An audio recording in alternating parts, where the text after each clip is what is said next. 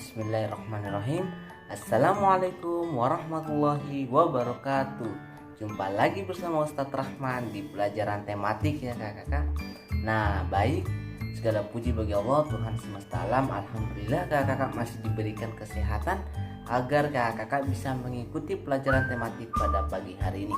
Sholawat serta salam semoga tercurahkan kepada baginda kita Nabi Allah Nabi besar Muhammad Shallallahu Alaihi Wasallam yang telah membawa Islam dari zaman jahiliyah menuju zaman yang penuh dengan teknologi pada hari ini yang sedang kakak-kakak lalui ya kakak-kakak. Oke, tidak tunggu lama, pada pagi hari ini kita akan belajar tematik muatan IPS dan PPKN. Oke. Nah, yang pertama kita akan belajar muatan IPS tentang sumber daya alam. Nah, perlu kakak ketahui nih, hewan dan tumbuhan itu sangat banyak sekali di Indonesia kakak-kakak, sampai-sampai tidak ternilai harganya kakak-kakak. Nah, jadi sumber daya alam itu terdapat dua kakak-kakak, yaitu sumber daya alam yang dapat diperbarui dan sumber daya alam yang tidak dapat diperbarui. Nah kakak-kakak, jadi kita bahas satu persatu ya. Yang pertama yaitu sumber daya alam yang dapat diperbarui. Apa itu sumber daya alam yang dapat diperbarui? Sumber daya alam yang dapat diperbarui adalah sumber daya alam jika digunakan secara terus-menerus tidak akan habis sampai kapanpun kakak-kakak. Contohnya yaitu seperti air, udara, hewan, tumbuhan, tanah, dan masih banyak lagi kakak-kakak. Nah jadi sumber daya alam ini dapat digunakan manusia ataupun dimanfaatkan manusia untuk kebutuhan sehari-hari. Contohnya hewan diambil dagingnya, telurnya, ataupun susunya kakak-kakak. Nah itu adalah sumber daya alam yang dapat diperbarui ya kakak. Oke, memasuki yang kedua yaitu sumber daya alam yang tidak dapat diperbarui. Nah kakak-kakak, jadi sumber daya alam yang tidak dapat diperbarui ini adalah sumber daya alam yang jika digunakan secara terus-menerus akan habis kakak-kakak. Contohnya minyak bumi dan batu bara yang telah kakak pelajari pada semester sebelumnya. Nah tapi masih banyak lagi kakak-kakak, yaitu minyak bumi, batu bara, bauksit, belerang, nikel, dan masih banyak lagi. Ustadz akan menampilkan tabelnya ya kakak-kakak. Nah jika kakak-kakak kurang jelas, kakak-kakak bisa baca tabel sebagai berikut.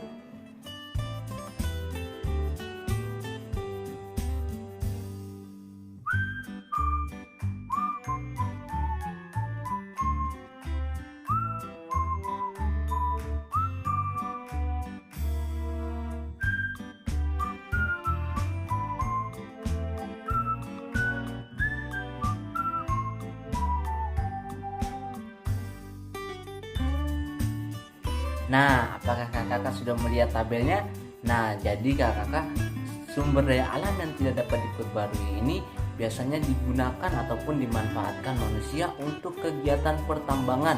Contohnya, membangun rumah, membangun gedung, ataupun membuat peralatan rumah tangga kakak-kakak, yaitu seperti garpu, sendok, emas, dan lain sebagainya. Itu adalah sumber daya alam yang tidak dapat diperbarui. Nah baik kakak Soli dan Solihat, telah kita mempelajari muatan IPS tentang sumber daya alam. Sekarang kita akan mempelajari muatan PPKN, yaitu menjelaskan keragaman sumber daya alam, pekerjaan, dan manfaatnya. Nah asal kakak tahu bahwa setiap individu itu pasti memiliki cita-cita yang berbeda-beda. Contohnya misalkan kakak Vanessa memiliki cita-cita menjadi guru di sekolah dan kakak Nara memiliki cita-cita untuk menjadi dokter di rumah sakit. Nah perbedaan itulah yang disebut dengan karakteristik kakak. Nah karakteristik yang dimaksud ini yaitu berupa suku, budaya, tarian adat, rumah adat, bahasa, sifat, ataupun juga hobi kakak. Nah jadi setiap individu pasti memiliki karakteristik yang berbeda-beda untuk membedakan karakteristik satu dengan karakteristik yang lainnya ataupun individu satu dengan individu yang lainnya. Nah jadi kakak setiap orang pasti bekerja sama dengan orang lainnya dalam menjalani pekerjaannya. Contohnya cita-cita menjadi nelayan ataupun pekerja nelayan. Nah nelayan ini tidak mungkin berangkat sendiri untuk melaut kakak. Pasti ada kerjasama dengan antar nelayan yang lainnya untuk mendapatkan ikan yang sangat memuaskan. Nah, untuk kebutuhan sehari-hari ya kakak. Nah, jadi kerjasama itulah yang dibutuhkan antar sesama pekerja untuk mendapatkan hasil yang memuaskan. Nah, contoh yang lainnya yaitu pegawai kantor kakak. Nah, pegawai kantor ini tidak mungkin bekerja sendiri untuk mengembangkan perusahaannya ataupun kantornya sendiri kakak.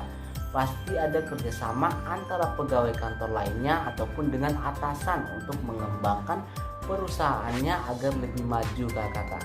Nah, bekerja sama inilah yang disebut dengan kerjasama untuk membangkitkan semangat pekerja kantor untuk lebih giat menjalankan amanah yang diperintahkan oleh atasan. Nah, jadi kakak, dari contoh di atas kita dapat mengambil kesimpulan bahwa ada 4 manfaat adanya keragaman karakteristik pada masing-masing individu kakak. Nah, yang pertama, dapat saling melengkapi antar kekurangan masing-masing setiap pekerja ataupun setiap individu dengan individu yang lainnya. Nah, dan yang kedua, dapat memberikan ide ataupun saran-saran yang baru untuk meningkatkan kerjasama antar pekerja satu dengan pekerja yang lainnya. Dan yang ketiga adalah dapat memberikan saran ataupun masukan kepada sesama pekerja satu dengan pekerja lainnya untuk meningkatkan kualitas perusahaannya. Dan yang keempat, dapat memberikan saran atas kekurangan masing-masing setiap pekerja kakak. Nah, dan yang terakhir adalah dapat belajar hal-hal baru kakak, terutama hal-hal yang positif ya kakak.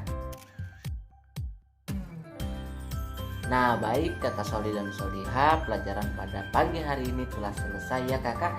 Kita telah mempelajari tentang sumber daya alam yang dapat diperbarui dan yang tidak dapat diperbarui, serta juga kita mempelajari tentang menjelaskan keragaman sumber daya alam, pekerjaan dan manfaatnya.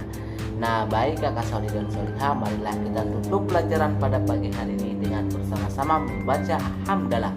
Alhamdulillahirrabbilalamin. Baik, Ustaz pamit. Wassalamualaikum warahmatullahi wabarakatuh.